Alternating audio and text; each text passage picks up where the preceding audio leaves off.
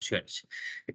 Al final, pues, de cada módulo vamos a tener 2 módulos, pues, vamos a tener un espacio de preguntas. Sin embargo, si ustedes también, por ejemplo, tienen preguntas en relación con el desarrollo de la sesión, pues, con mucho gusto ustedes pueden ir realizándolas para que, pues, a mí no me molesta. Como voy a tener la proyección de la diapositiva, entonces posiblemente no voy a ver cuando ustedes levanten la mano. Entonces, ustedes pueden, a bien interrumpirme si hay algo que de pronto no les sea claro, ustedes necesiten, digamos, resolver, ustedes pueden, por favor, pues manifestármelo y con mucho gusto, pues resolvemos la interrogante, ¿vale? Vamos a manejar una metodología en la cual vamos a hablar con preguntas, vamos a trabajar unas preguntas y después de las preguntas, mirando cuál es la respuesta correcta, muy similar a la forma en la que ustedes van a ser evaluados, pues vamos a trabajar cada uno de los conceptos, ¿vale? Entonces, voy a permitirme compartirles la diapositiva. No sé si ya me confirman cuando ya la estén viendo, por favor. Sí, señor, está en pantalla. Listo, vale, muchas gracias. Entonces vamos a trabajar el primer módulo, que es el módulo de Constitución Política de Colombia. La Constitución Política es un módulo muy amplio, ¿sí? Más allá de todo lo que, la importancia que tiene el ordenamiento jurídico de un país, la Constitución Política, bien se ha dicho que es la carta, la carta magna o la norma de normas, que es la que fundamenta todo el ordenamiento jurídico, las leyes, decretos y diferentes cuerpos normativos que regulan tanto la relación de los ciudadanos como la relación del Estado y los ciudadanos. Como lo decía anteriormente, la doctora, pues tratar de ver estos temas en una hora es algo imposible, pero lo que quiero que utilicemos en este espacio es mirar temas fundamentales y cómo podemos resolverlos en el día a día a través de situaciones que ustedes van a afrontar como funcionarios de las entidades como tal. Entonces vamos a tener este primer caso. El eje temático, pues es pena, que se me pasó la diapositiva. Espérenme un momento. Ya, ¿listo? Entonces tenemos una primera pregunta. Entonces la primera pregunta, el primer caso es, ¿la entidad territorial donde usted trabaja recibe un derecho de petición por parte de un ciudadano solicitando el estado actual de la deuda por un impuesto vehicular? Sin embargo, en la petición no señala cuál es el vehículo sobre el cual requiere información. Usted como funcionario debe. Entonces, el primer escenario sería devolver la petición indicando que está incompleta, rechazarla y archivarla por ser incompleta, o C, requerir al funcionario o ciudadano, dependiendo de la naturaleza que éste tenga, para que la complemente. Entonces, ¿ustedes cuál creen que es la respuesta correcta inicialmente? ¿Algún, alguna persona que quiera de pronto proponer? ¿Cuál sería la respuesta correcta? A, B, C. Lo pueden escribir por el chat también, no hay problema. ¿Alguno que se arriesgue? Una preguntita, buenas tardes. Sí, La respuesta A y la C en cierta forma no son como lo mismo, perdón. dime. ¿En qué sentido? Bueno, listo. En la A, tú la devuelves por estar incompleta. Simplemente le digo al ciudadano, señor, le devuelvo su petición, está incompleta. En la tercera, yo lo estoy requiriendo, o sea, lo requiero a él para que complemente la información que necesito.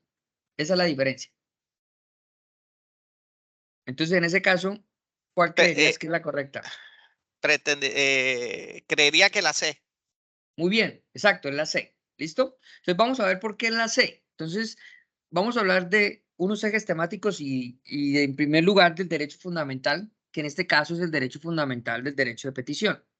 La ley 1755 del 2015, que ya es una norma de menor rango, pero que es la norma que regula el derecho de petición, establece que cuando un ciudadano interpone una petición y esa petición no tiene alguna información que, ojo, es información que yo no tengo, ¿sí? Porque si la entidad la tiene, pues sería inocuo e ineficiente pedirle a ese ciudadano que me dé una información que yo tengo, sino que si esa información yo no la tengo ni dentro de mis archivos y la desconozco, yo tengo 10 días, yo como funcionario, tengo 10 días para pedirle, perdón acá, para pedirle a ese ciudadano que me complemente la información y con eso poder responder. Si ese ciudadano, una vez pasado un mes, no responde el requerimiento que le hago de esa información adicional que como funcionario necesito para contestar, pues lamentablemente en ese caso tendría que darse por archivada la petición porque se entiende que hay un desistimiento tácito. Entonces, en ese orden de ideas, la respuesta correcta es la C. Y la labor del funcionario es requerirlo, no rechazarla, porque nosotros no podemos negar ese tipo de peticiones porque estén incompletas, sino decirle, venga, señor ciudadano, y resuélvame porque me falta esta información para poder llegar a resolver esa petición que usted ha interpuesto. Entonces, con esto queremos dar una breboca a lo que son los derechos fundamentales que los encontramos del artículo 11 al 41 y también los encontramos en el artículo 43. Estos derechos fundamentales, pues no vamos a enumerarlos, pero ya muchos de ustedes los conocen, son el derecho a la vida, el derecho a la libertad, el derecho a la honra, el derecho al debido proceso, el derecho a presentar peticiones, el derecho a la igualdad. Estos derechos son derechos que si solo son contemplados en la Constitución, se puede decir que son letra muerta, y es ahí donde entran las entidades a ejercer una función que es la protección y la garantía de esos derechos. Es decir, que ustedes como funcionarios, ya sea de prosperidad, ya sea de un ministerio, de una alcaldía, de un departamento, ustedes son quienes en el ejercicio de sus funciones tienen que garantizar esa protección. Ese es el mecanismo administrativo. Es decir, si a mí una persona me interpone un derecho de petición, pues la manera en la cual yo hago efectiva ese derecho es contestándole y no solo contestándole oportunamente, sino contestándole de fondo, ¿sí? Si uno revisa, y hay muchos estudios y análisis que se han hecho al respecto, la gran mayoría de las peticiones que se interponen y son sobre derechos fundamentales como la salud, derechos que tienen que ver con aspectos intrínsecos de la vida de las personas, y la gran mayoría de esos derechos de petición eventualmente terminan en tutelas. Entonces, la gran mayoría de las tutelas, que son las que congestionan los despachos judiciales, pues son tutelas que podían haberse evitado en la medida de que se hubiera resuelto esa petición de manera oportuna. ¿Qué quiere decir oportuna? Es decir, dentro de los términos que establece la ley, ¿sí?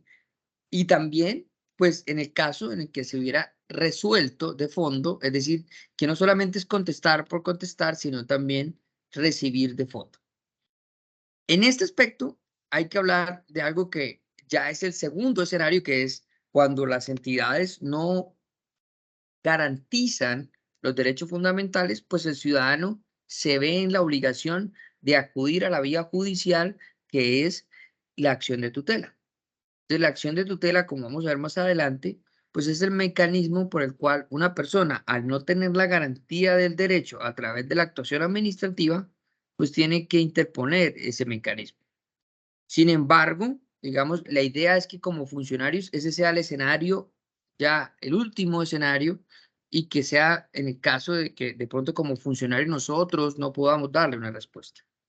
En ese aspecto, la Corte Constitucional, que es la alta corte o la instancia de cierre en materia constitucional, pues ha hecho un desarrollo jurisprudencial bastante importante en cuanto a cómo se deben garantizar estos derechos, inclusive la conexidad que tienen unos derechos con otros. Entonces, por ejemplo, hace muchos años, antes de una sentencia del 2008, las personas, a través de algo que se conoce conexidad, y alguien dirá, ¿qué es conexidad?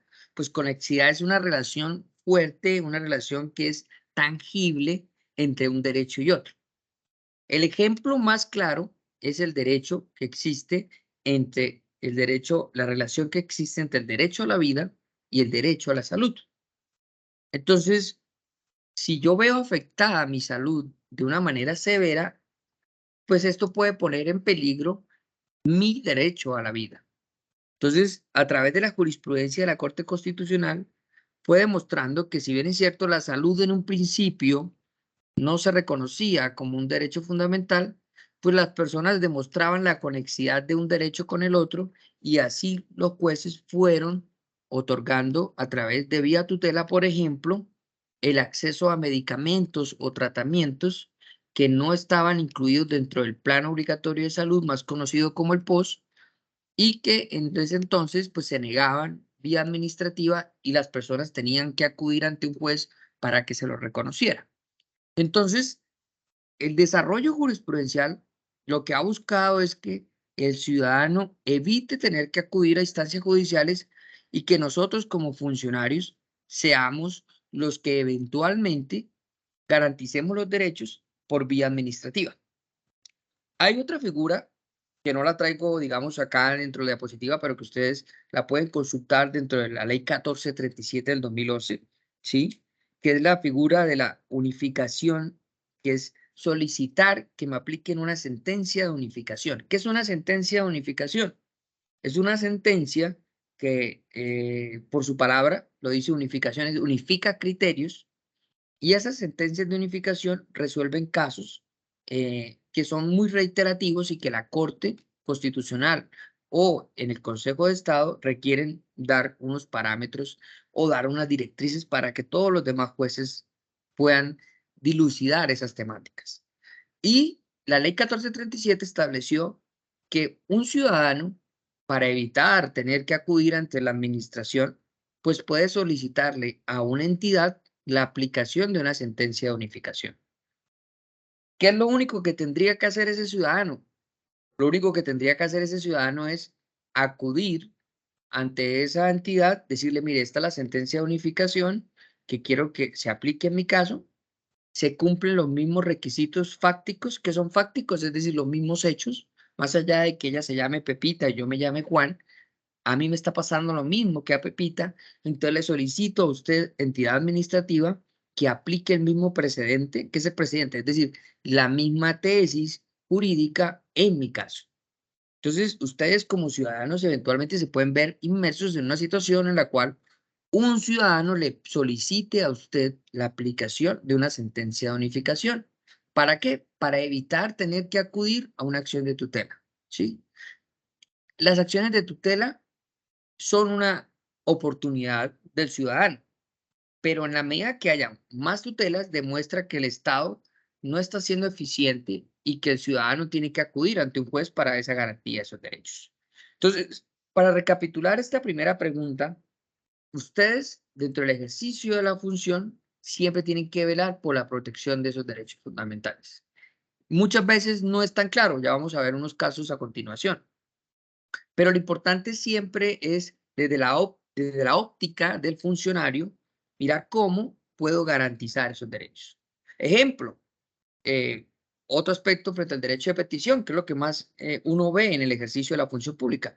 Si yo no soy competente, no quiere decir que listo, me desentiendo de ese derecho de petición, sino que, ojo, yo tengo 5 días para poder decir, no soy competente y le traslado esa petición a ese funcionario. Normalmente, ojo, es muy común una vulneración que se realiza y es, para que no cometan ese error, es que cuando trasladan una petición a otra entidad, nunca copian de ese traslado al peticionario. De tal manera que el peticionario no sabe y él todavía sigue presumiendo que la actuación está en cabeza de esa entidad donde ella presentó la petición, cuando realmente esa petición ya ha sido trasladada por competencia a otra. Entonces se lo digo porque incluso ese ejercicio lo hemos hecho con nuestros estudiantes de derecho, en la cual hemos hecho interposiciones de derechos de petición y una de las vulneraciones más comunes e incumplimiento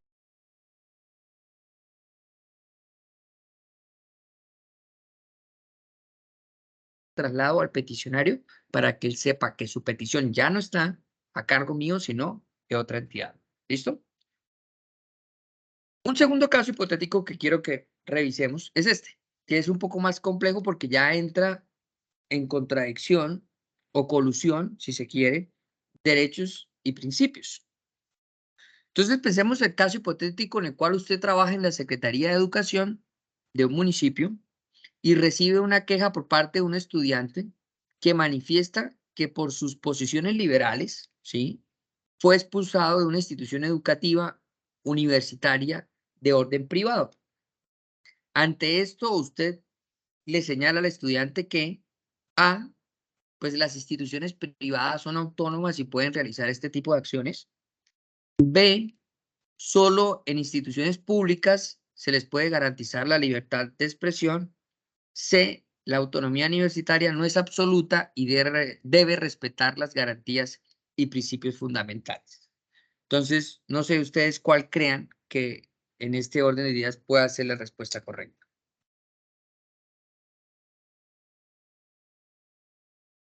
Alguien que se arriesgue por el chat o a vos, tranquilos. De esas tres, ¿cuál sería la correcta?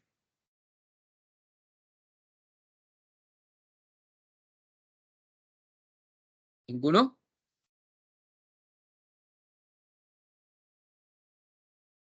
En el chat, profe. Ah, en el chat. Espérame un segundo, ya reviso en el chat. Es que voy a mirarlo por acá por el celular, porque el chat no lo puedo ver. Un momento.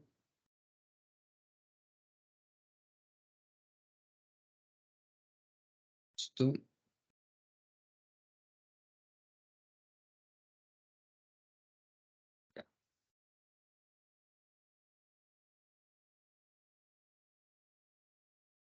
Ya estoy mirando acá el chat, gracias. Sí, regálame un segundo. Listo, muy bien, la C, no la había visto, gracias. Exacto, la C. ¿Por qué? Pero vamos a ver por qué, hay un trasfondo. Primero, hay algo que los que no son abogados de pronto no lo conocen, pero quiero que lo graben, digamos que lo tengan muy presente, y es que no existen derechos absolutos. No hay derechos absolutos, ni siquiera la vida es un derecho absoluto. Miren que tenemos tratamientos como el tema como la eutanasia, en el cual una persona puede decidir por sí misma si decide continuar con su vida o si por algunas razones médicas esa persona puede prescindir de vivir porque considera que su propia existencia va en contra de un derecho que es la vida digna, que implica también morir dignamente. Entonces, lo primero que tenemos que tener presente es que no hay derechos absolutos. Otro ejemplo que les puedo colocar en ese ejercicio de contradicción y colisión que hay de derechos y de principios es el cuestionamiento que siempre existe entre el tema del aborto. Y ahí hay que hacer una claridad muy importante que si uno de pronto no ha estudiado ciencias jurídicas, no lo conoce, pero que como ciudadanos todos debemos conocerlos. Más allá de los cuestionamientos éticos o personales que nosotros tengamos sobre el aborto, lo digo como padre que soy, ¿sí? Más allá de las posiciones personales, hay una discusión jurídica. Y es, por ejemplo, que por un lado tenemos el derecho de la mujer a la libertad sexual. Esa es su libertad, ¿sí? La libertad sexual frente a su cuerpo. Y por otro lado tenemos no el derecho a la vida. Y ahí es la primera aclaración que hay que realizar. Y alguno dirá, pero ¿cómo así? ¿Por qué no derecho a la vida? Porque es que estamos hablando de alguien que todavía no es persona. Y así suene feo decirlo. Porque se es persona en Colombia cuando se cumplen con ciertos requisitos, que son cuáles. Primero, haber nacido, o sea, que se dé el nacimiento, que se respire tan siquiera una sola vez y que haya un desprendimiento total a través de la ruptura del cordón umbilical, y ahí sí podemos hablar de que existe persona. Es decir, que el ser vivo que está al interior de la mujer es se le llama naciturus, es decir, aquel que tiene una expectativa de vida. Y es ahí donde entra una contradicción. Por eso no podemos decir que se contradice el derecho a la vida con el derecho a la libertad sexual. ¿Por qué no? Porque el nasciturus no tiene derecho a la vida. El nasciturus tiene algo que es la protección del Estado de velar de que éste eventualmente sea una persona. Y ahí es donde entra en colisión el derecho de la mujer frente a la libertad sexual y frente a su cuerpo y el deber del Estado de proteger ese nasciturus. Eso ha tenido un desarrollo jurisprudencial muy amplio, aquí pues no lo vamos a entrar a debatir, pero miren cómo ha venido cambiando la postura. Primero se permitió en unos escenarios que no sé si ustedes recuerdan, que son cuando hay una violación, cuando se pone en peligro la vida de la madre y cuando eventualmente pues hay una malformación que impida el desarrollo, un desarrollo pues integral o digno de ese bebé que está por nacer. Pero recientemente la Corte Constitucional amplió esa tesis permitiendo hasta cierto número de semanas, sin ningún tipo de causal, más allá de la voluntad de la mujer, permitir el aborto, aspecto que pues muchos podrán estar a favor o en contra, pero lo importante es conocer que hay, digamos, una postura jurídica, que hay unos fundamentos para ellos. Cada vez que se van a ponderar derechos, como el derecho que, como el caso que acabamos de ver, ojo, tenemos que mirar las situaciones en particular, ¿sí? No todos los casos se resuelven igual. Ustedes como funcionarios tienen que tener mucho cuidado y revisar con profundidad todos los aspectos que son de hecho, o sea, de facto. Ejemplo, el caso que vimos ahorita del tema de la autonomía universitaria es porque claramente la institución educativa, pues ahí vemos una vulneración de la libertad de pensamiento. Pero ojo, que eso no puede ser una puerta abierta a que, por ejemplo, él vulnere los derechos de otras personas. Y les voy a poner otro ejemplo. Pensemos el caso hipotético donde ese estudiante, en función de esa libertad de expresión, pues considere óptimo traer no sé, un parlante y hacer ruido por todos los pasillos de la universidad, trastocando, digamos, el desarrollo óptimo de las clases. Entonces, en ese caso, pues la universidad, bajo un reglamento disciplinario, eventualmente puede revisar si puede incurrir en una falta disciplinaria y las eventuales sanciones en las cuales éste pueda verse sujeto. Pero ojo, ahí hay un debido proceso. Se le garantiza al estudiante que, pues, si se va a ver inmerso en una investigación, él conozca de la investigación, pueda incluso tener un abogado, porque los derechos no son absolutos ni para las entidades ni para las personas. Entonces, ni las personas bajo un principio de libertad de expresión, yo puedo llegar aquí a una institución, no, a mí me parece estas ideas y voy aquí por ejemplo, a hacer grafitis en propiedad privada, porque pienso que es mi libertad de expresión. No, pues mi libertad, y hay un principio básico y es que mis derechos van hasta donde llegan los derechos de las demás personas. Y en ese ejercicio de escalas, digamos, encontramos valores, principios, derechos y deberes. Si ustedes revisan el artículo primero de la Constitución, artículo primero y el preámbulo, pues ahí nos da un derrotero de lo que deben ser los valores y los principios que deben regir la Constitución y el Estado colombiano.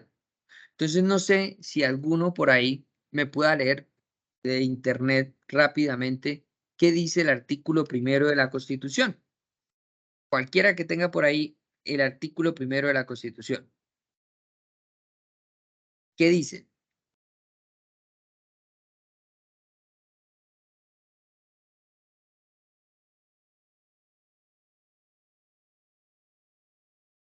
Dice que todas las autoridades en el ámbito de sus competencias tienen la obligación de promover, respetar, proteger y garantizar los derechos humanos de conformidad con los principios de universalidad, interdependencia, indivisibilidad y progresividad. Entonces, muchas gracias.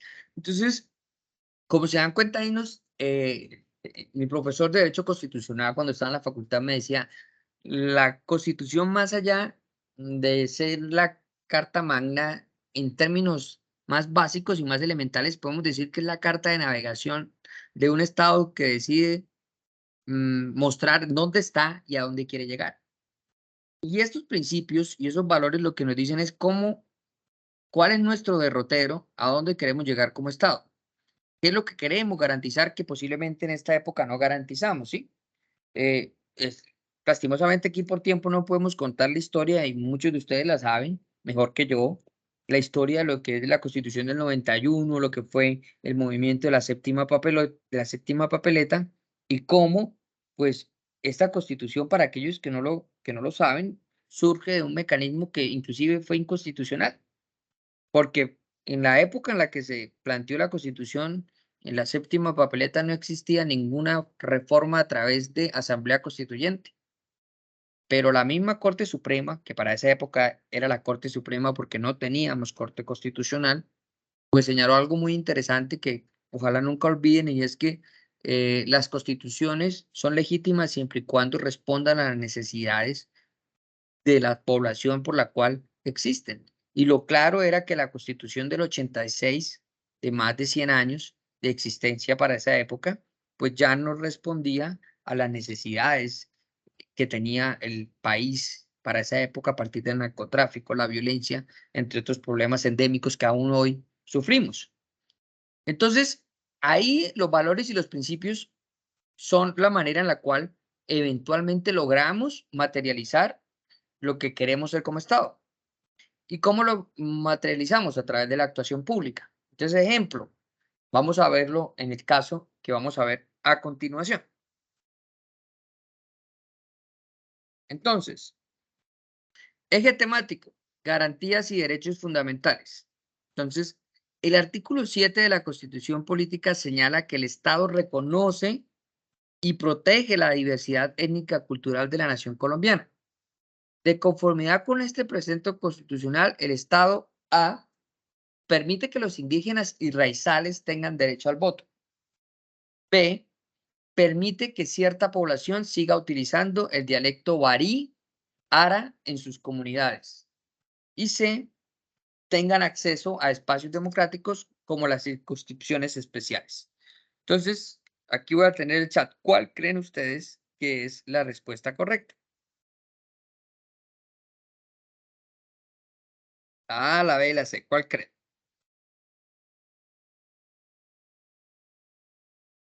Listo, acá veo que la C me dice Diana Marcela. ¿Quién más?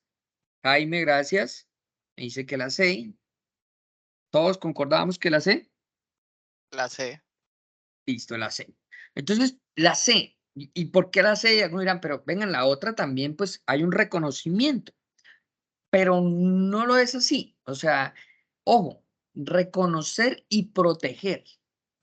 Es decir, el hecho de que yo le permita a un indígena y un raizal tener derecho al voto es un reconocimiento no solo por su condición, sino por el solo hecho de ser ciudadanos. Es decir, cualquier ciudadano que tenga una mayoría de edad tiene derecho al voto. Eso no parte de su condición como indígena. O sea, eso es una.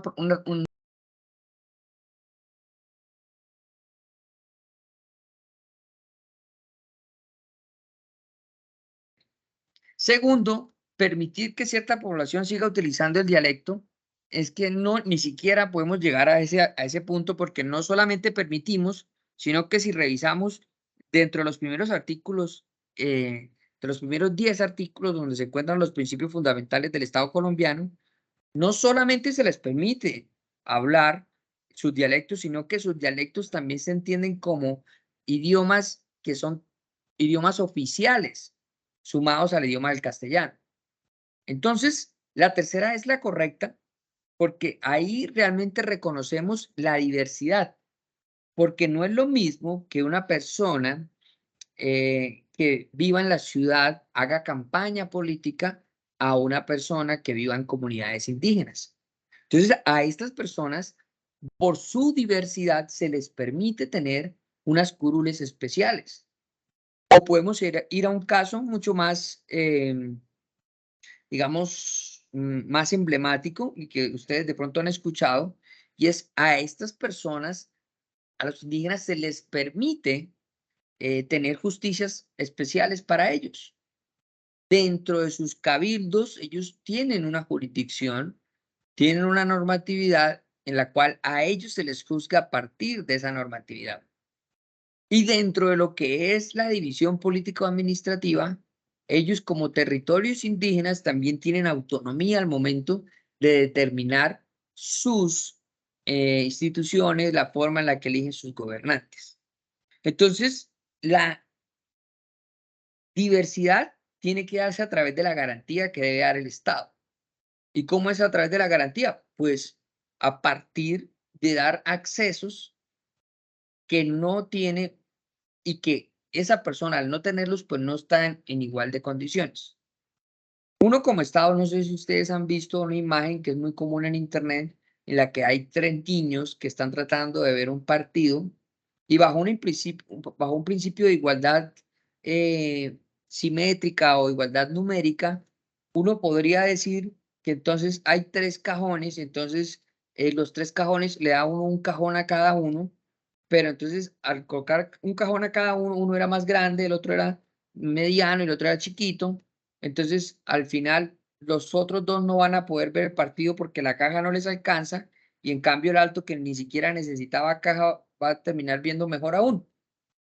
Y en cambio, si hacemos una distribución a partir de esas garantías, de esa diversidad, pues hombre, al alto no hay que darle una caja porque él ve, de pronto al mediano solamente se le da una caja y al chiquito se le dan 2 cajas y ahí todos ven el partido. Lo que quiere decir es que el Estado debe reconocer que no todos son iguales y a partir de esas diferencias garantizar que todos tengamos un acceso. Veámoslo en un sentido, digamos, más común y que, por ejemplo, hace poco que, pues yo soy padre recientemente, mi hijo tiene 10 meses, 10, 11 meses cumple, y nosotros hablábamos en su momento con la mamá de, por ejemplo, algo tan sencillo como las filas en los supermercados o en los bancos. El hecho de que una mujer en estado de embarazo o una persona de la tercera edad o una persona que vaya con un bebé tenga una fila preferencial no es un tema de un capricho, es porque es una población que bajo una diversidad está en un estado de indefensión en comparación de cualquier persona, de un muchacho de 18 años, de 20 años que acuda a hacer una fila. En cambio, esa persona, por su situación de salud, que ojo, no es una enfermedad, porque el embarazo no es una enfermedad, sino que es una situación de protección especial, pues esa persona hay que evitar que haga una fila extensa. O lo mismo la persona de la tercera edad, que por su edad requiere pues no agotarse físicamente. Y eso lamentablemente son de las cosas que más se incumplen en el ejercicio diario. ¿Cuántas veces ustedes han tenido que ver cómo a sus familiares embarazadas, de tercera edad, muchas veces no respetan eso y uno ve a muchachos aprovechándose de una fila preferencial, algo tan sencillo como eso, pero es el Estado y los particulares quienes deben velarlo. Otro ejemplo de la garantía de la diversidad es algo, por ejemplo, tan sencillo y que ustedes lo van a ver en su ejercicio como administradores, como funcionarios públicos, como trabajadores oficiales, y es, hombre, las personas que tienen diversidad funcional. Y lo primero que ustedes tienen que tener claro es que la primera discriminación que tenemos como Estado colombiano, a partir de incluso de la normatividad, es que nosotros los llamamos a ellos como personas con discapacidad. Y desde el mismo lenguaje, esa es la primera forma en la cual atentamos contra su diversidad. Porque ya la ONU y varias entidades han dicho que la manera adecuada para llamarlos es diversidad funcional. Y alguien me preguntará, ¿qué es eso de diversidad funcional? Pues la diversidad funcional es la capacidad de aprender de una forma diferente a la que yo aprendo. Entonces el ciego aprende de otra manera diferente a una persona que sí puede ver. El sordo aprende de una manera diferente. Es una diversidad funcional de cómo yo funciono, cómo me relaciono, mas no soy un discapacitado. Entonces, la diversidad funcional tiene unos retos para nosotros como funcionarios de cómo garantizarlo. ¿Cuál es el problema? que las entidades públicas creen que la diversidad funcional son rampas y la diversidad funcional va más allá de las rampas. No solo tener rampas, que por sí no todas las instituciones tienen rampas, hay que decirlo, que es un problema pues también estructural y financiero, sino de cómo atender públicamente a una persona, yo como funcionario, cómo estoy preparado para atender si me llega una persona que es muda, cómo la puedo atender. Yo tengo preparación en lenguaje de señas. Ese tipo de aspectos son la manera en la cual la función pública garantiza la diversidad funcional. Y ojo, les voy a poner otro ejemplo. No es tan sencilla a veces la diversidad. Hubo un caso que tratamos en algún momento en una universidad en la cual a usted le dicen, como haga de cuenta que usted el día de mañana va a ser decano de una facultad X, en este caso pensemos en Derecho, y le dicen que tiene un estudiante que tiene diversidad o tiene esa condición especial de que no puede ver y ese estudiante quiere estudiar Derecho.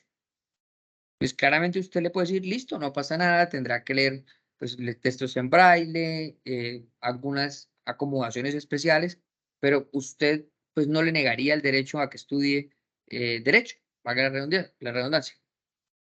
Pero pensemos en una persona que tenga esa misma condición y diga que quiera estudiar medicina.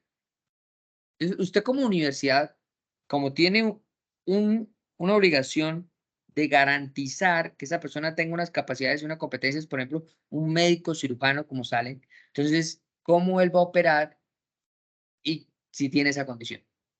Entonces, miren que ahí se contraponen la obligación por parte de la universidad de acreditar unos requisitos, unas competencias, y cómo hacer para que la universidad le permita a esa persona acceder a esa formación, permitirle, porque eso es un derecho fundamental, escoger mi profesión. Entonces, miren que muchas veces esos casos no son tan 1 más 1 es 2. No, hay que sentarse, mirar las situaciones fácticas y a partir de esa mirar cuál es el derecho que prevalece. Y segundo lugar, la no discriminación a partir de la diferencia.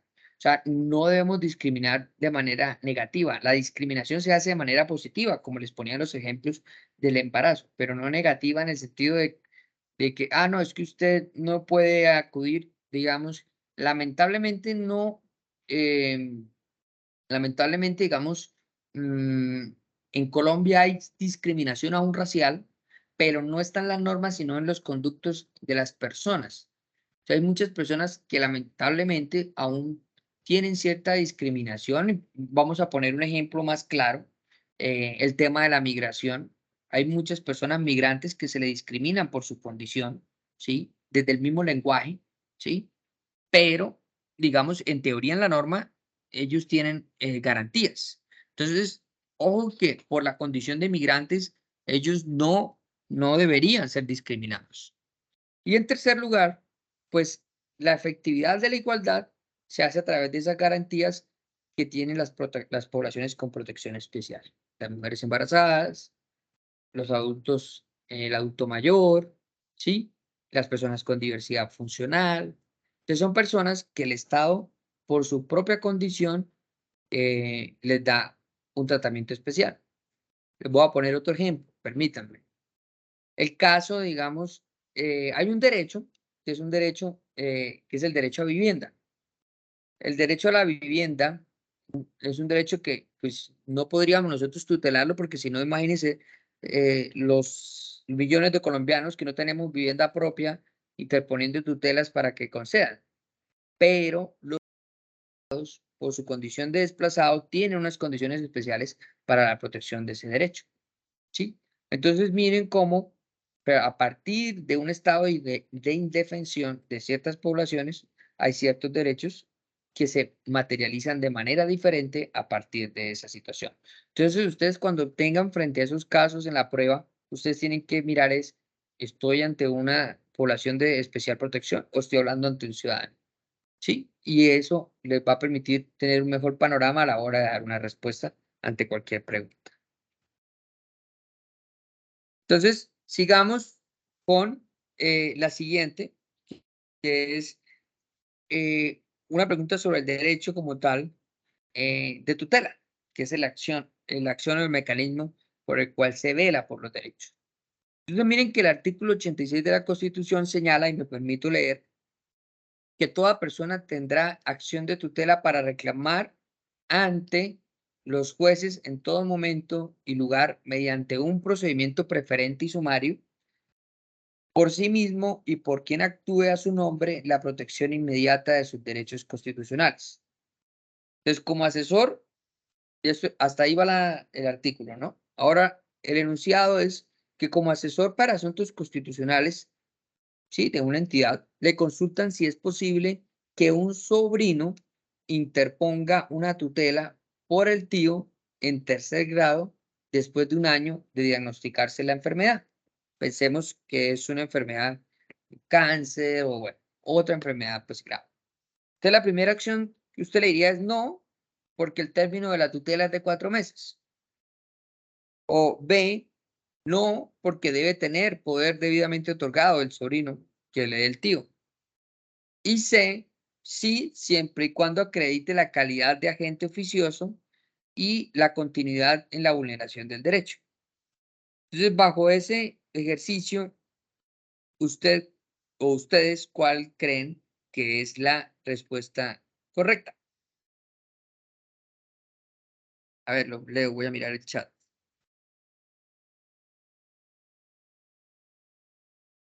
¿Cuál creen que sería la respuesta correcta en esos 3 eventuales escenarios?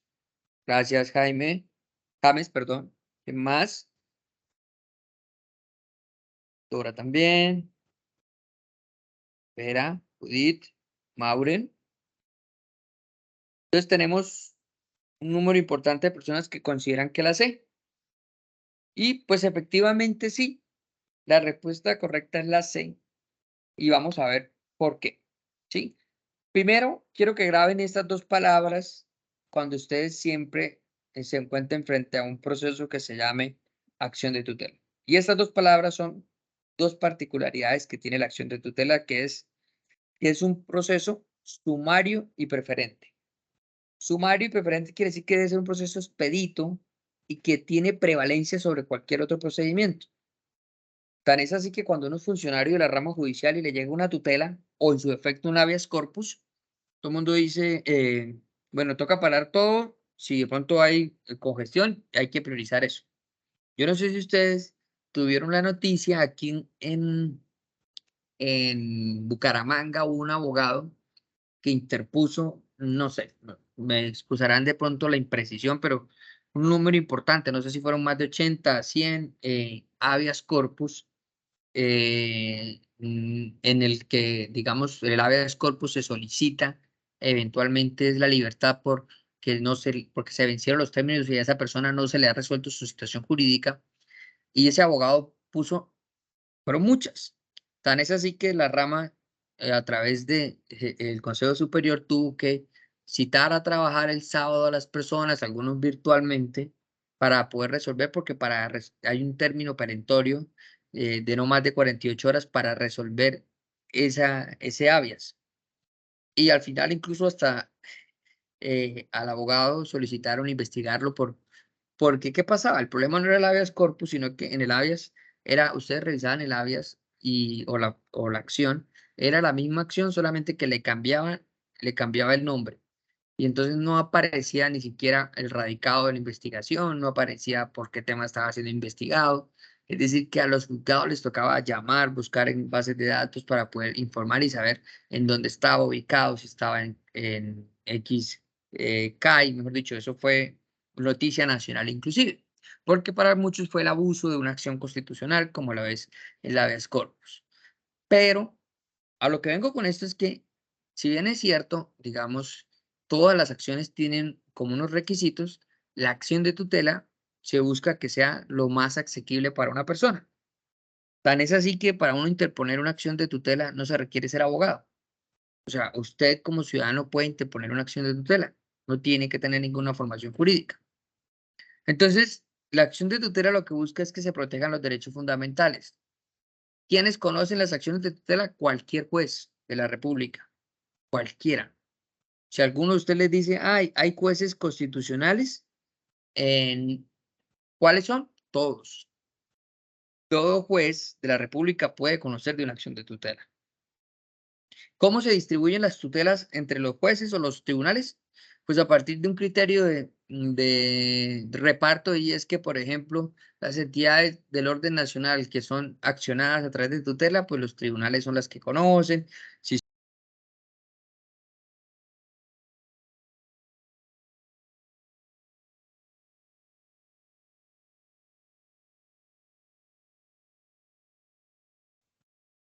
Y ahí viene un tema muy importante que son las respuestas a los informes. Hagan de cuenta que usted, como funcionario de prosperidad social, le interponen una tutela.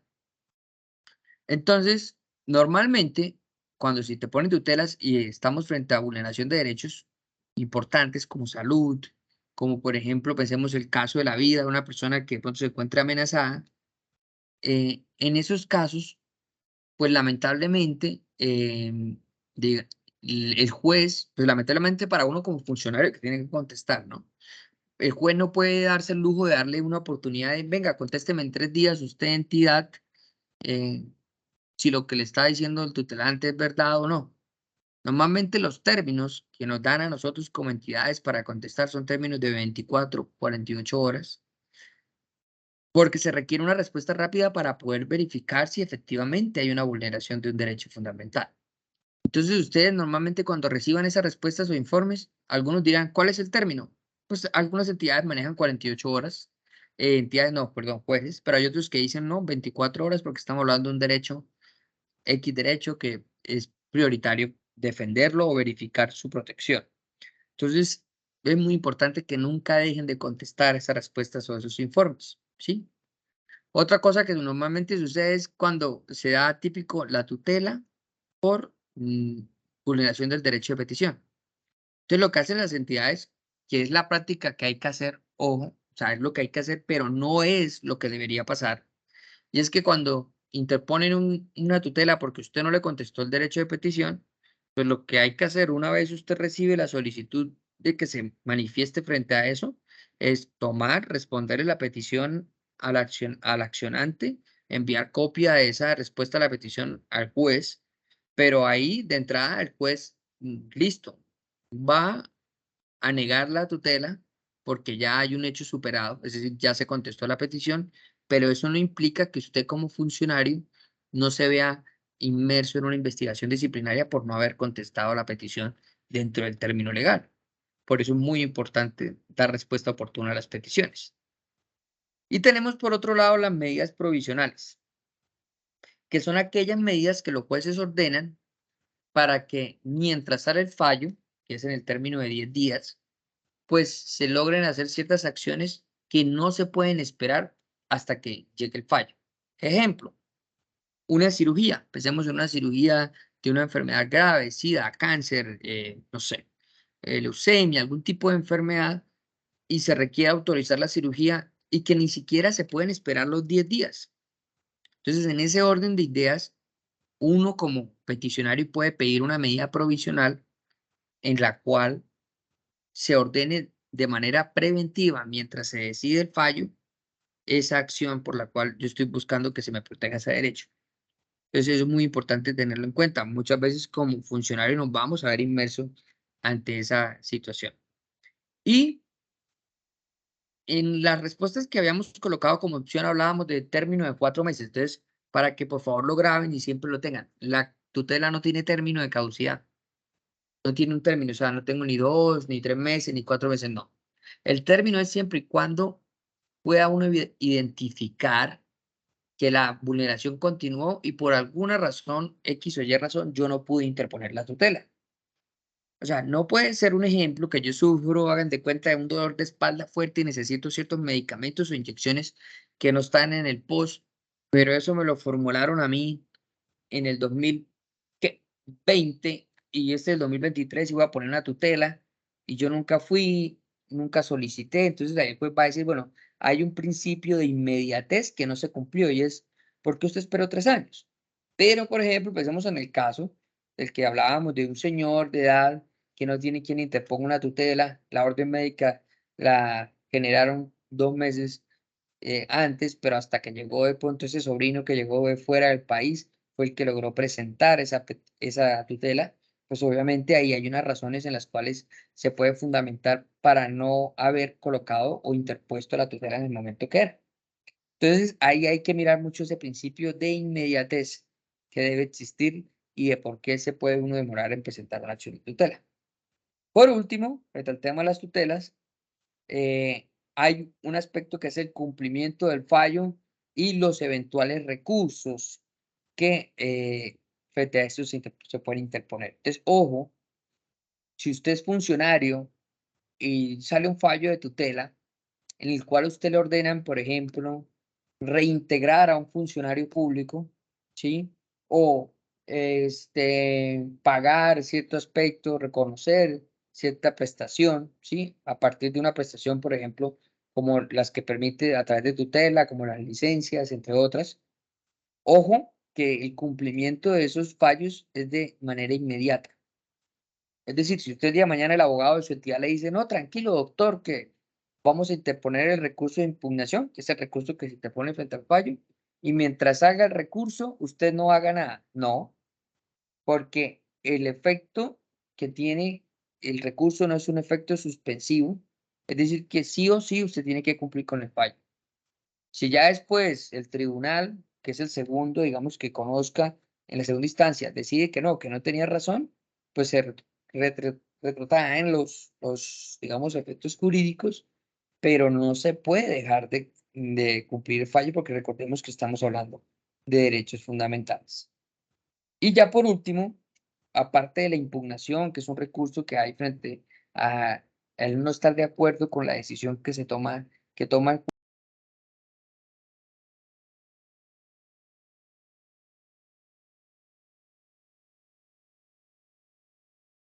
por otro lado, lo que se conoce como la revisión por parte de la Corte Constitucional.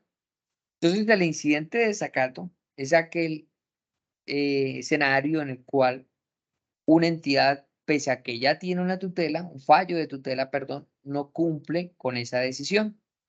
En esos casos, el peticionario puede, ante el mismo juez que conoció en primera instancia, solicitarle que se le dé el cumplimiento. Eso con dos agravantes. Que no solo el juez va a ordenar como, oiga, señor funcionario, cumpla el fallo de tutela, sino que puede tener dos consecuencias directas, que son cuáles. La primera, que usted puede ir a la cárcel por el incumplimiento de un fallo.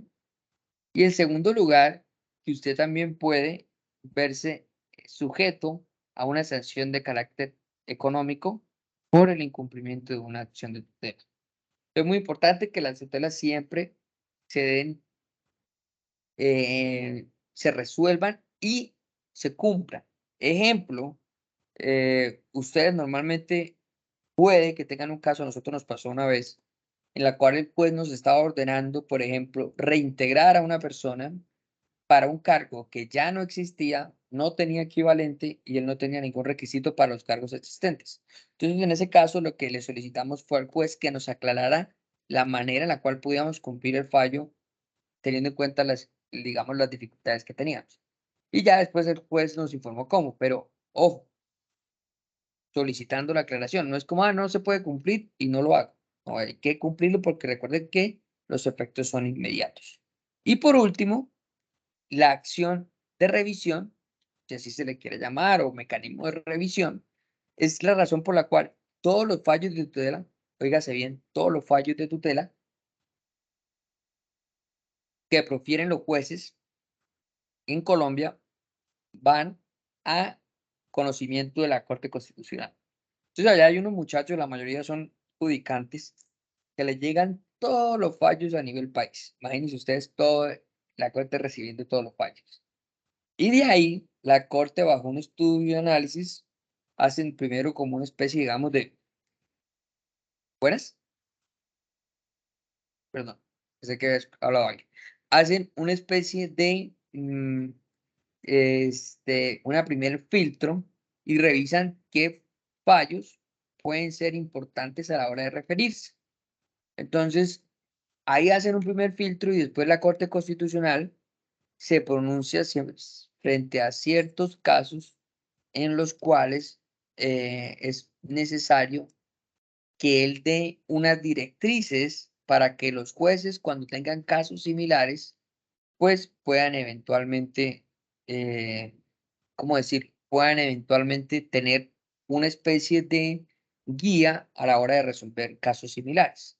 Entonces, la Corte Constitucional, a través de algo que se llaman las SU, sentencias de unificación, que lo que buscan es unificar criterios, lo que hacen es decir, miren, nos vamos a referir a este caso y puede que revoquen el fallo que hay o que por el contrario lo confirmen, pero que lo que hagan sea a través de esa sentencia decir, miren, ante estos casos, ustedes los jueces deben proceder de esta manera. Y no solo los jueces, ustedes como entidades públicas tienen que velar por los derechos de esta manera. Entonces, las sentencias de unificación son muy importantes y las que se dan claramente en ese ejercicio de revisión constitucional. Entonces, todos los casos, hasta el juez del municipio más pequeño, hasta el de un tribunal, pues eventualmente por acción de revisión puede llegar a tener un importante aporte jurídico al desarrollo de los derechos fundamentales. Entonces, esta es la primera parte, tratando de ser lo más cumplido con el tiempo que tenemos de 2 horas. Esta es la primera parte correspondiente a el módulo de aspectos y garantías constitucionales. No sé si frente a esta primera parte, pues tengamos alguna pregunta sobre lo que acabamos de decir o algo que les genere, digamos, inquietud. Si quieren, pueden levantar la mano, manifestarlo, o de lo contrario, pues podemos continuar con la segunda presentación. Ustedes me dirán si tenemos alguna pregunta. ¿Estuvo claro? Lo referente con los derechos y garantías fundamentales. ¿Qué es efectos suspensivos? Muy bien, gracias Marisol. Efectos suspensivos es que, mira, por ejemplo, ustedes vieron el caso, vamos a hablar con casos conocidos. Ustedes vieron el caso de esta influencer, la hija de esta política, apellido Merlán, ¿sí? Entonces, a ella la condenaron en un fallo de primera instancia penal, ¿sí? La condenaron a ciertos años de cárcel. Mientras ella interpone el recurso, se dan efectos suspensivos. ¿Qué quiere decir eso? Que ella automáticamente no va a la cárcel, sino que tocaría esperar a que se resuelva ese recurso y ahí sí sabemos, que no sé si al fin que se decidió, si ella va a la cárcel o por el contrario recupera o mantiene su libertad. Esos son los efectos suspensivos, es decir, un recurso que yo interpongo ante una entidad o ante un juez, pues hace que esa decisión suspenda los efectos. Entonces, como les decía, la tutela, por el contrario, no se suspenden los efectos. Es decir, les voy a poner el caso puntual. Yo llego, interpongo una acción de tutela para que a mi tía abuela le den una operación por el tema del cáncer. Y en primera instancia me la reconoce, pero la EPS no va a querer porque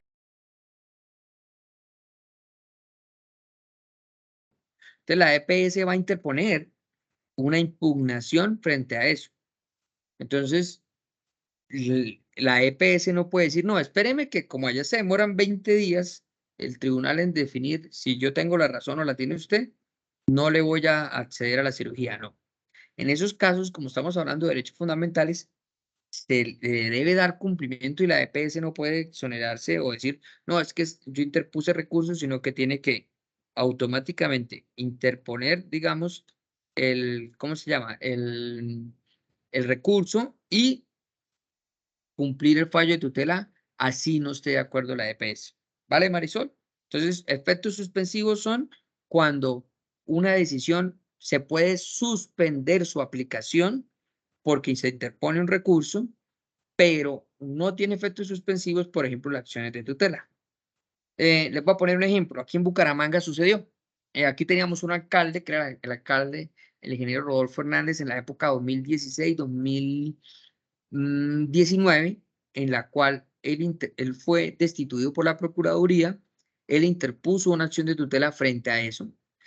El juez en primera instancia ordenó que fuera, digamos, nuevamente reintegrado a su cargo como alcalde. A él lo reintegraron, pero después un fallo de segunda instancia le concedió la razón a la Procuraduría y le ordenaron la destitución.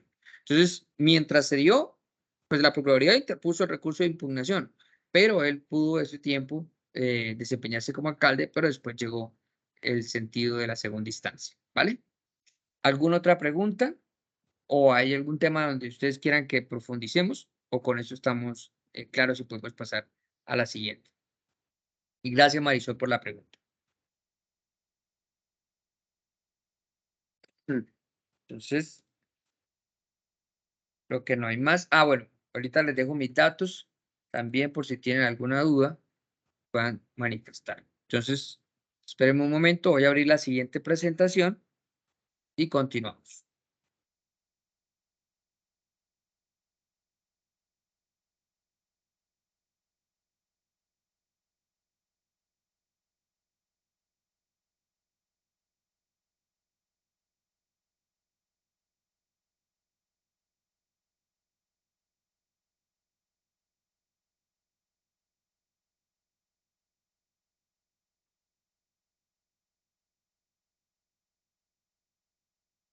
¿Me confirman, por favor, que la estén viendo? Sí, señor, está en pantalla. Sí, señor. Listo, vale. Entonces, regálenme un segundo. Voy a conectar un momentico acá el cargador, que está que se me desconecta. Regálenme 2 minutos, por favor.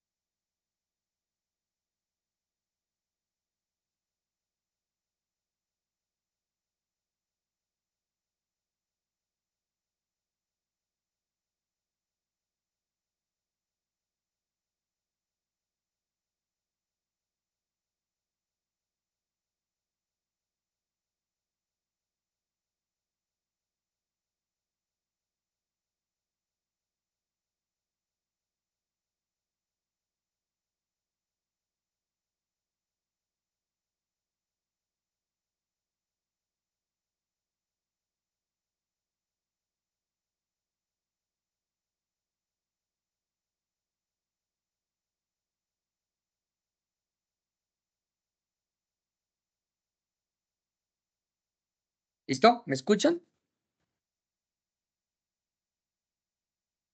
Sí, Sí, señor. señor. Sí, Vale, muchas señor. gracias. Entonces vamos a hablar de la estructura del Estado.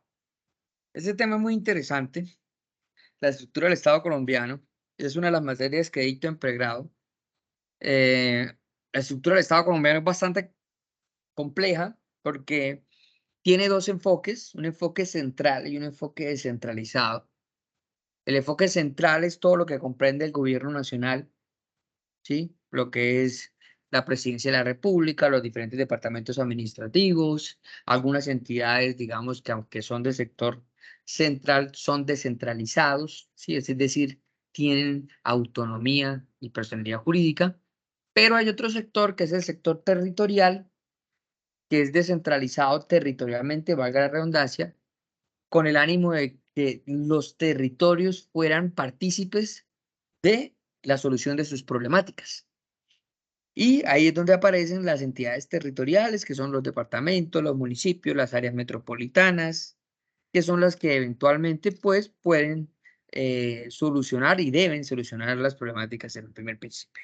Entonces, claramente que ver toda la estructura del Estado colombiano, en que nos quedan 40 minutos, es imposible, pero sí quiero que tengamos claro su forma de estructuración y que usted pueda tomar la constitución política en la parte de estructura y tener claro que hay unas entidades para ejecutar recursos, que hay unas entidades para investigar a quienes lo ejecutan y que hay otras entidades que tienen una naturaleza especial y que son creadas para funciones estrictamente especiales por su propia naturaleza, ¿vale?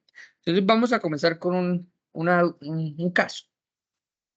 Entonces, si usted es ciudadano y en el barrio en el que usted vive, en el municipio de Malambo, la vía no está pavimentada, usted debe acudir ante A, el Ministerio de Transporte, B, Invías, C, la Secretaría de Planeación de la Alcaldía Municipal. Entonces, ¿usted cuál acudiría?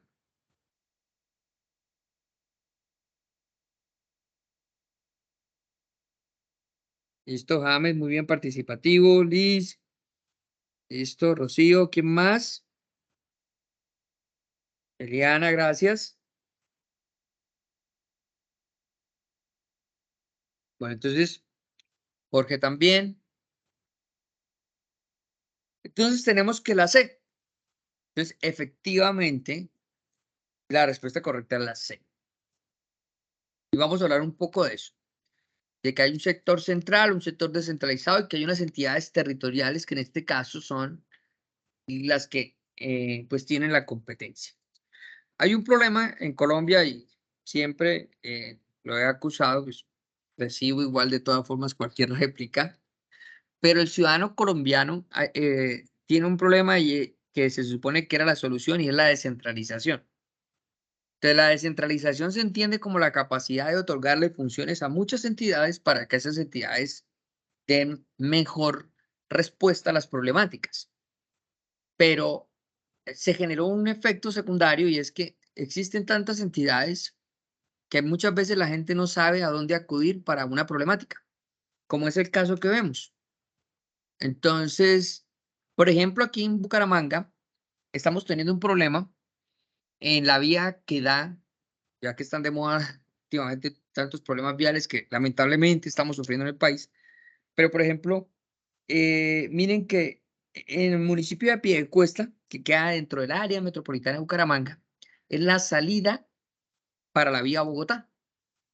Y pues Bucaramanga es una ciudad, un área metropolitana que como muchas ciudades a nivel nacional se quedaron pequeñas frente a su parque automotor. Y Piedecuesta es una ciudad en la cual mucha gente vive, pero no hay mucho trabajo. La gente vive en Piedecuesta y trabaja en Bucaramanga. Entonces, las horas pico son terribles, ¿sí? Y en ese momento, digamos, se estaba construyendo un intercambiador que generaba bastante congestión y después el departamento de Invías decidió hacer un reductor de velocidad saliendo también de Piedecuesta. Eso ha generado trancones interminables máxime porque cuando uno sale de Piedecuesta hay un lugar que les recomiendo mucho para cuando vengan a Bucaramanga que se llama la Mesa de los Santos, que es un lugar donde la gente suele ir con sus familias a pasar el fin de semana, como decir Medellín, Guatapé, o como quizás creo que en Bogotá es como cuando van al Tambor, digamos, a lugares retirados.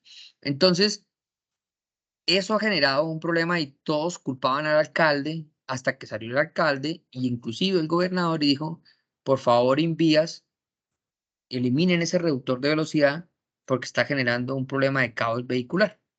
Entonces, ¿A qué vengo con este caso? Y es que muchas veces la gente no sabe quién es responsable de cierta situación por el mismo problema de centralización.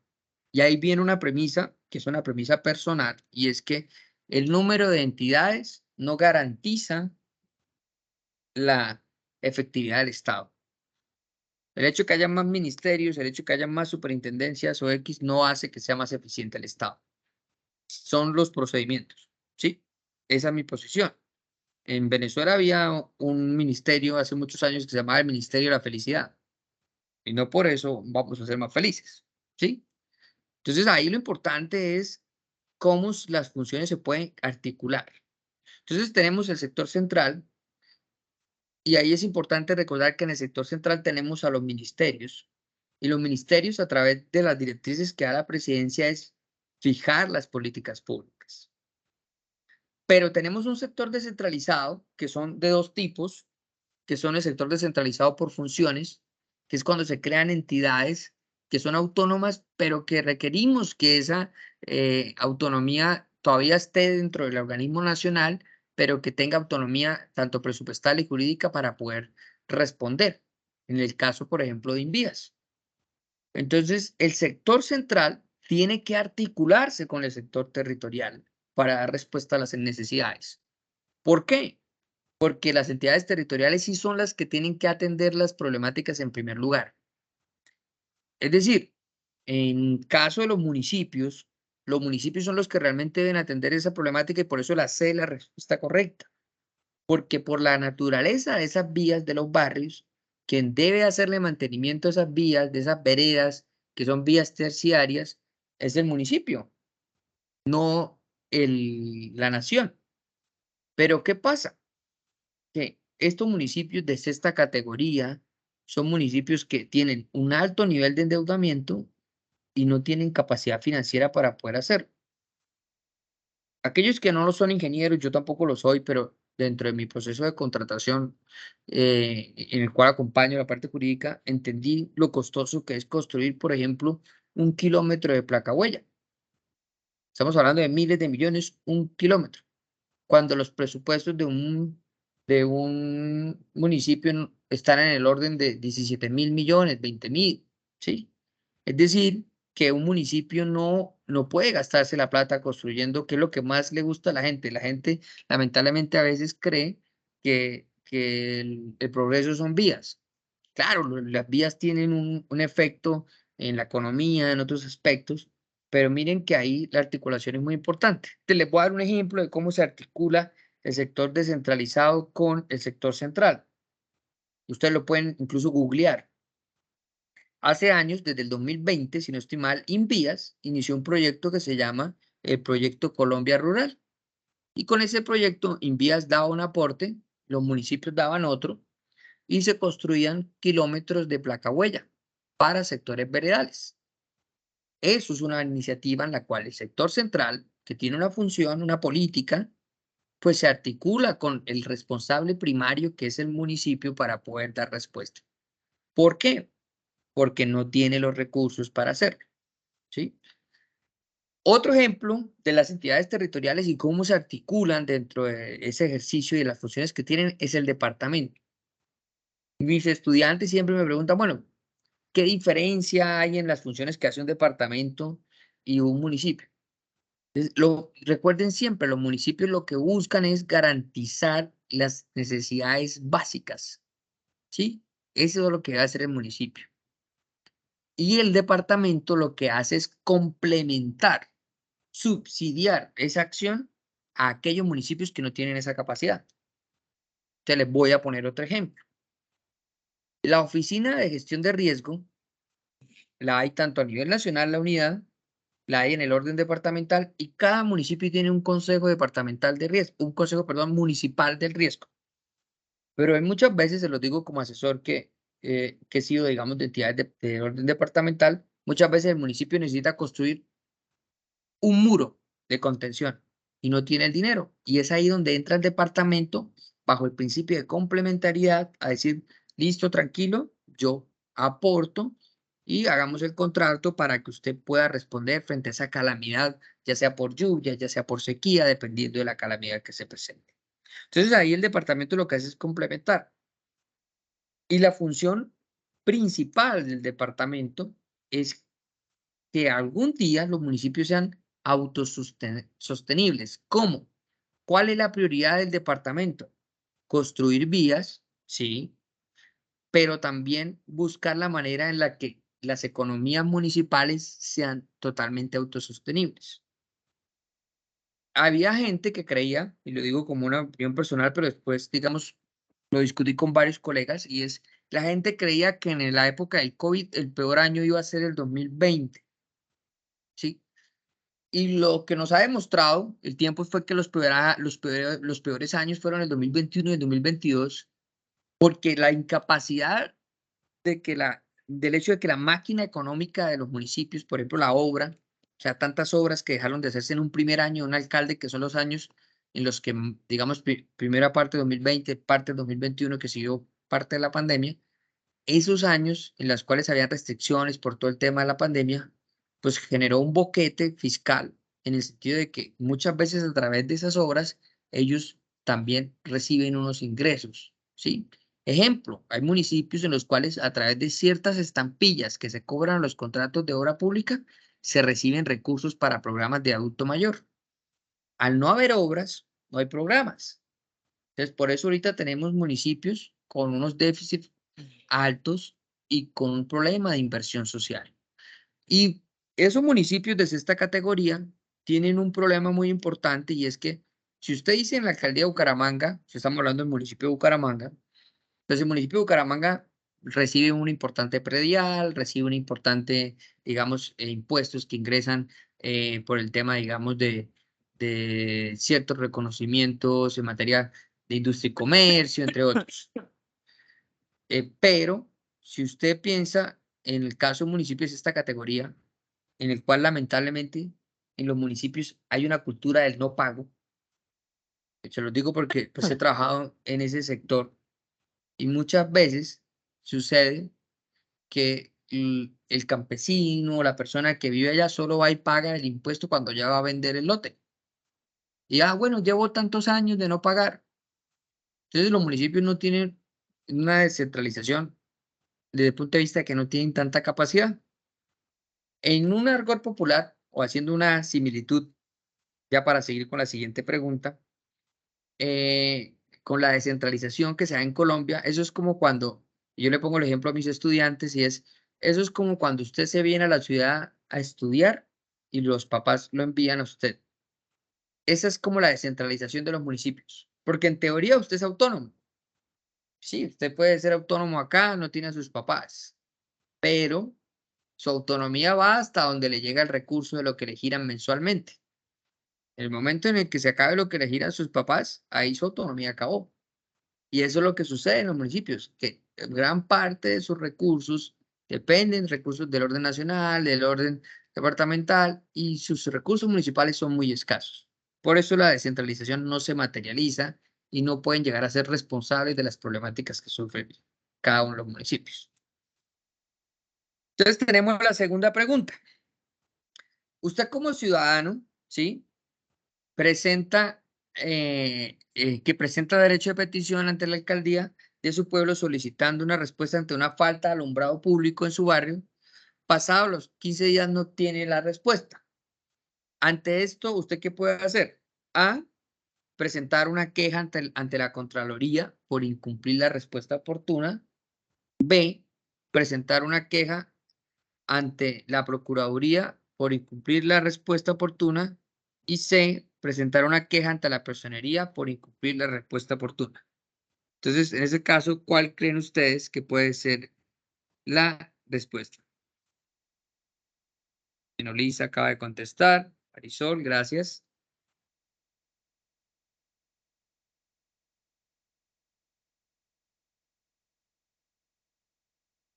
Listo, muy bien. Mauren, Dorancel, James, sí, muchas gracias. Los que han estado muy participativos. Sí, seguimos la B, Roxana, y vamos a ver por qué, digamos, eventualmente la B puede generar un poco de confusión, pero me parece interesante mirar este tema. Entonces, vamos a descartar la primera y es la Contraloría. ¿Por qué? Porque la Contraloría tiene como función investigar los aspectos que eventualmente generen un detrimento patrimonial, es decir, una afectación fiscal. Y en este caso no estamos hablando de una afectación fiscal, sino que estamos hablando de un incumplimiento funcional, que es responder las peticiones oportunas. Entonces, aquí frente a esta, la B y la C, es la C por lo que dentro de los municipios de esta categoría, por ejemplo, municipios pequeños, pues el personero es el que eventualmente, digamos, realiza esas investigaciones. Pero pensemos que, por ejemplo, sea el alcalde o eventualmente sea un municipio grande, pues las procuradurías provinciales o las procuradurías regionales, dependiendo del caso, pues eventualmente pueden conocer. En un principio, por eso, la respuesta sería la personería. Pero si uno revisa el caso, habría que mirar de qué municipio estamos hablando. Ahí podría llegar a ser la B, ¿sí? Pero ojo, tal como está formulada, pues la respuesta es la C. Pero muy importante es reconocer las funciones que tienen las entidades y los órganos de control. Y ahí viene la siguiente temática. Entonces, dentro de los órganos de control tenemos 4 órganos, que son la Procuraduría, la Defensoría del Pueblo, la Contraloría General de la República y la Defensoría del Pueblo. Ah, estaba repetida la Defensoría, perdón. La Personería, qué pena ahí, tuve un error. Entonces, la Procuraduría General de la Nación tiene como función principal sancionar, pero antes de sancionar tiene una función que es vital, que es prevenir a través del acompañamiento preventivo, por ejemplo, que se incurran en las faltas disciplinarias, ¿sí? Entonces, lo hace a través de qué? De la capacitación, de la formación constante de los funcionarios para evitar que incurran en faltas disciplinarias. Pero en el caso de que se cometan esas faltas, pues es la Procuraduría la que los investiga. Por su parte, la Defensoría del Pueblo hace de un garante, hace las veces de garante de la ciudadanía ante la administración pública. Entonces es muy común que, por ejemplo, en las ciudades la Defensoría del Pueblo tenga un despacho en el cual, por ejemplo, los judicantes de derecho, bajo la asesoría de un abogado, realicen acciones de tutela de personas que van a que les solucionen ciertas problemáticas y que no tienen recursos para acudir ante un abogado y que por ende, como no tienen esos recursos, pues la Defensoría del Pueblo puede prestarles esa asesoría. Entonces, la Defensoría del Pueblo presta esa labor de garantía ante los derechos y las eventuales necesidades que tengan en materia de protección de los mismos. Por su parte, la Contraloría General de la República, que las hay tanto en el orden nacional como las Contralorías territoriales, que haya incluso varios proyectos que buscan su eliminación, pues la Contraloría General de la República tiene como función principal investigar todo aquel hecho que sea generador de daño fiscal. Entonces, por ejemplo, el caso que sucedió recientemente, muy conocido, fue el ejercicio de lo que pasó en la hidroeléctrica en Medellín, en la cual eventualmente se acusaba de que había un daño fiscal. Entonces, muy importante, ¿cómo puede cesar los efectos de la investigación fiscal? Uno, porque como responsable yo pague el daño, automáticamente se archiva.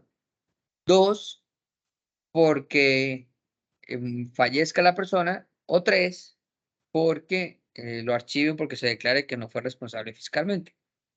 Pero ojo, y muy importante recordarlo, por una misma situación, uno como funcionario puede ser responsable fiscal y disciplinariamente y penalmente en el peor de los casos. Entonces, un ejemplo que puede suceder es, hagan de cuenta que usted llega, usted es supervisor de un contrato y en la supervisión de ese contrato usted da un acta de recibido de 30 computadores y cuando van y revisan en almacén, solo ingresaron 20. Entonces ahí hay una falta disciplinaria porque usted incumplió con su deber funcional de revisar correctamente, de manera integral, a partir de esa designación que usted tuvo como supervisor. Y por eso le investigarán disciplinariamente. Pero también tendrá una investigación fiscal porque la entidad pagó por 30 computadores y recibió 20. Es decir, que hay un detrimento patrimonial para la entidad. En ese caso, usted puede pagar lo de los 10 computadores, lo cual generaría el archivo del proceso fiscal, pero ojo, su proceso disciplinario sigue en marcha.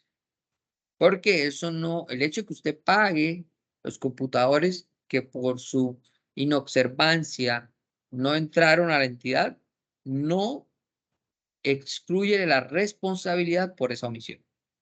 Entonces, ustedes como funcionarios siempre tienen que tener muy claro que sus actuaciones tienen unas responsabilidades y unas consecuencias, pero que, ojo, las competencias también parten de la naturaleza de la actuación. De la Contraloría, daños fiscales. La Procuraduría, aspectos disciplinarios, ¿sí? La Fiscalía, aspectos que generen tipos penales. ¿Que una actuación puede generar 3 tipos de responsabilidades? Sí. Típico celebración indebida de contratos, peculado por apropiación, puede generarse. Pero es importante conocerlo y que hay cosas que las entidades no pueden hacer. Ejemplo, para que lo guarden siempre y lo tengan muy presente. En el 2019, a través del Acto Legislativo 01 del 2019, a las Contralorías pero ojo, la Contraloría General de la República se le volvió a dar la posibilidad de ejercer un control concomitante o un control inmediato, que es aquel control, hagan de cuenta que, por ejemplo, estamos hablando del caso del Metro de Medellín, del Metro de Bogotá, que todavía no no se ha construido, sino que está en todo el proceso, pues digamos, del diseño, de todo lo que es llevarlo a cabo. Entonces, eventualmente la Contraloría puede recibir una queja y puede empezar a hacer investigación, pese a que el metro no esté ya funcionando y ya se estén ejecutando los recursos. Y eso es porque a través de ese acto legislativo se le dio esa facultad al presidente, a la Contraloría. Pero ojo, solo la General de la República. En cambio aquí, por ejemplo, en Bucaramanga, yo trabajo en una entidad del orden municipal, por poner un ejemplo, y a mí me va a investigar una Contraloría municipal. La Contraloría municipal solo me puede investigar hasta que ya haya ejecución del recurso. Es decir, las Contralorías territoriales, entiéndase, Contralorías departamentales y municipales y las distritales también, solo tienen competencia posterior, una vez se comprometan los recursos y ya se dé ejecución. Si no, no pueden hacer ese tipo de control concomitante o que se da a la vez de la ejecución, como se hace a través de la Contraloría Nacional. General de la República, perdón. Una de las quejas que dieron los funcionarios de las Contralorías territoriales fue que pues les quitaron esa herramienta a ellas y que sí la tiene la Contraloría de la República. Pero pues así fue que se expidió el acto legislativo y así se reglamentó posteriormente a través de decreto. Entonces, si usted el día de mañana lo requiere la Contraloría General de la República, durante la planeación o selección de un proceso, tiene competencia. Pero si lo requiere una Contraloría Territorial, esta carece de competencia para ese tipo de requerimiento, ¿vale? Y tenemos en siguiente esta función, ya para ir culminando, y es, pensemos en el caso en el que tenemos un consejo municipal del municipio de Yondó y cita al secretario de Planeación para que dé cuenta del mal estado de las vías. Esta situación es viable por cuanto el Consejo Municipal puede citar a los funcionarios del alcalde. Es inviable debido a que el Consejo solo puede citar al alcalde y es viable siempre y cuando sea autorizado por el tribunal o el juez administrativo de la jurisdicción. Entonces, ¿cuál creen ustedes que es la correcta?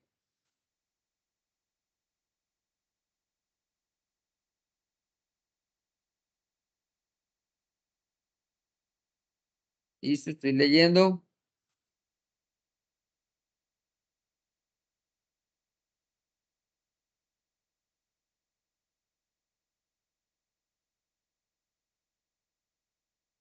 Entonces, A más, a ver, listo, A. Hay algunos que creen que listo, bien. Vale. Entonces, hay alguien que me dice por acá que la B, listo. Entonces, importante, es la A, ¿sí? Entonces, el consejo, como parte del municipio, puede eventualmente, bajo la labor de control político, citar no solo al alcalde, sino a sus secretarios para que rindan cuentas.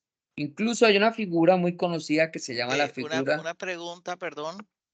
Sí, El tema es efectivamente que el consejo puede citar a cualquier secretario o puede, te hablo desde Barranquilla, o puede sí, invitar al secretario. Lo digo porque en la sí, práctica del consejo acá muchas veces invitan a sí. los funcionarios, o por lo menos ellos hacen alusión a eso, que fueron invitados, pero infortunadamente por cruce de agenda no asisten y eso queda como ahí. Porque una cosa es como citar, es decir, hay como una obligatoriedad de asistir, invitación pues como como su palabra lo dice, es si usted quiere o no quiere venir. ¿Así es la cosa o realmente citar el consejo puede hacerlo? Listo, muy bien, gracias. Gracias por esa pregunta. Claramente que digamos, hay dos tipos de actuaciones, y ahí hay un verbo muy importante que es la invitación y la citación. Entonces, un ejemplo, hagan de cuenta, muchas veces, voy a poner un ejemplo aquí. Aquí hubo un ejemplo en el cual se hace citación, hubo un tema aquí a raíz del asesinato de una niña a la salida de un colegio en el cual se habló de un tema que son los entornos escolares seguros, ¿sí? Y en su momento se citó a la Secretaría de Educación, se citó a la Secretaría de, digamos, del Interior, ¿sí? Y se invitaron a, digamos, ciertas instituciones del orden municipal, como por ejemplo el Instituto de Cultura, que quedaba cerca de una de las instituciones en las cuales se cometió, digamos, el acto y en la cual posiblemente la niña era la que se dirigía.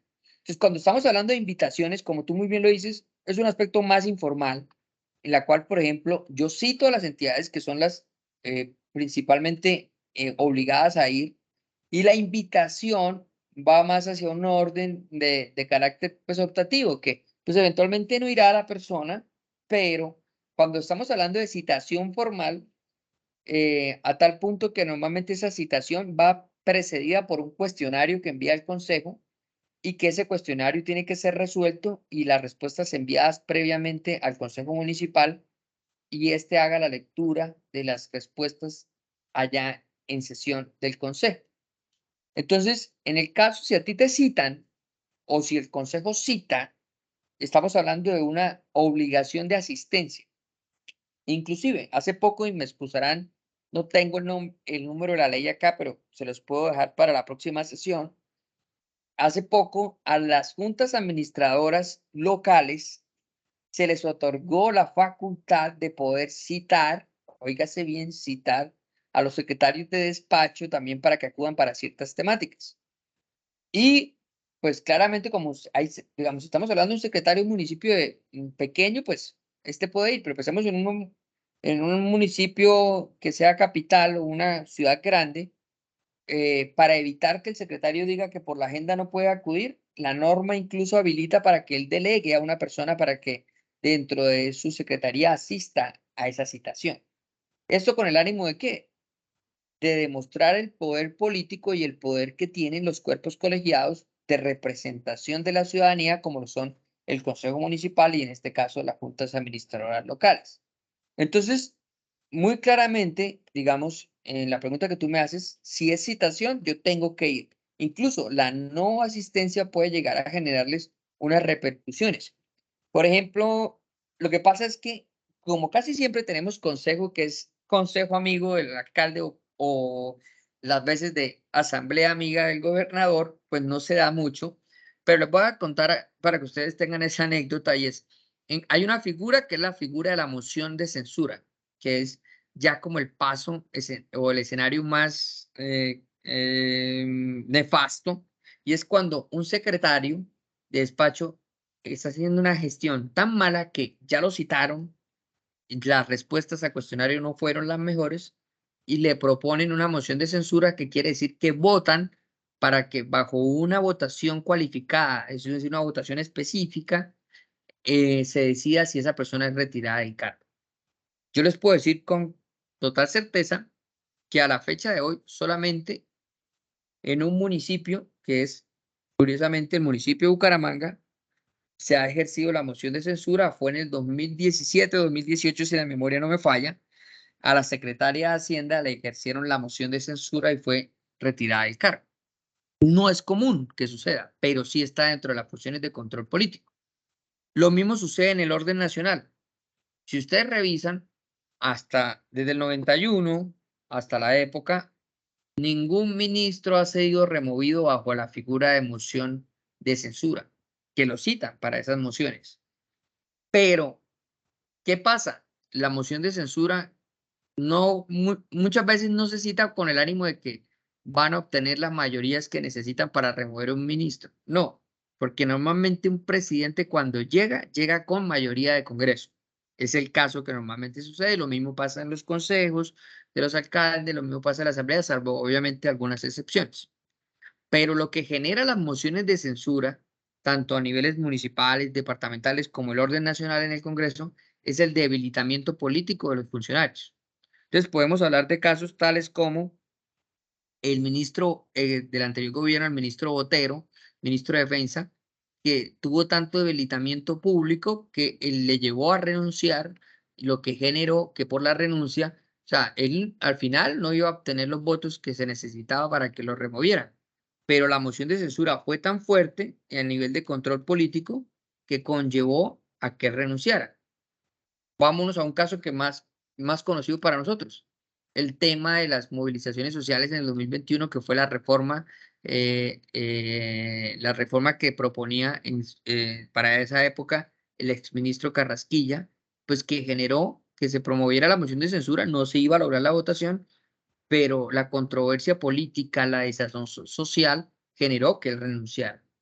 Y posteriormente también el caso de la ministra de Educación, Abudinen, en la cual ella, pese a que pues trató de demostrar que, digamos, eventualmente pudo haber tomado todas las medidas, el malestar social por la pérdida de ese valor en los contratos generó que ella renunciara. Entonces, esas medidas de control político, estos cuerpos colegiados las pueden hacer, pero muchas veces no llegan porque se piden votaciones muy altas, pero el desgaste que genera frente a la opinión pública y a la sociedad hace que al final, ya sea el presidente o el alcalde o el gobernador, termine por solicitarle la renuncia protocolaria, o ellos mismos deciden renunciar porque pues ya se exponen a un escarnio público bastante fuerte tanto para ellos como para sus familias.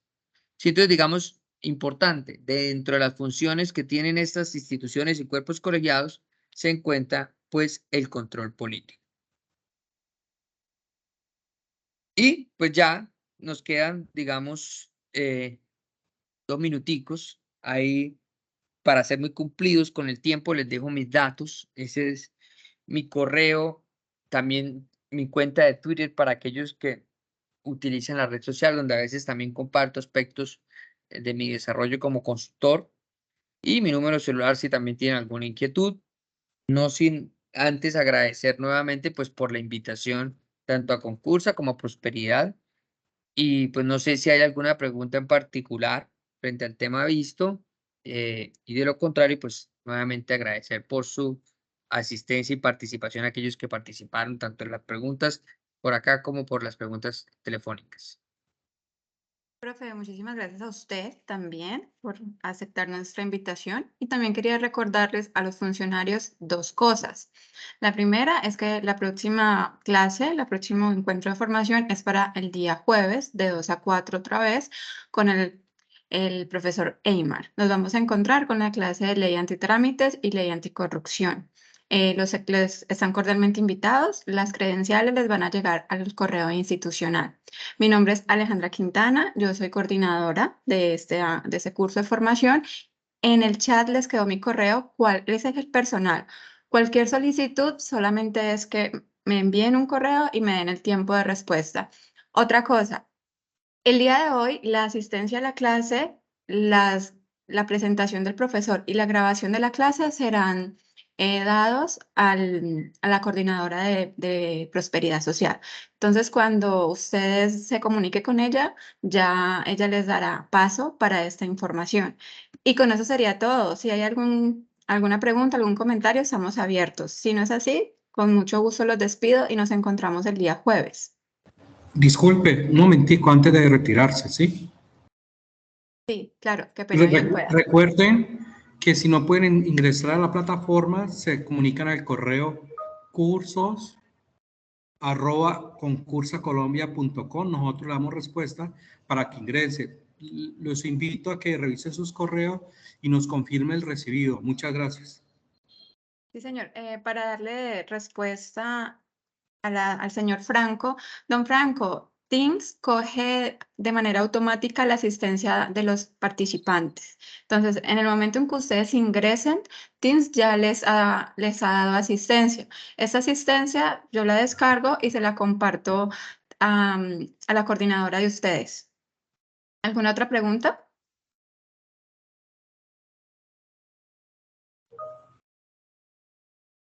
Ok, eso sería todo. Entonces, muchísimas gracias, que estén muy bien. Muchas gracias, profesor Eymar, y a ustedes por la atención. Pasen una muy buena tarde.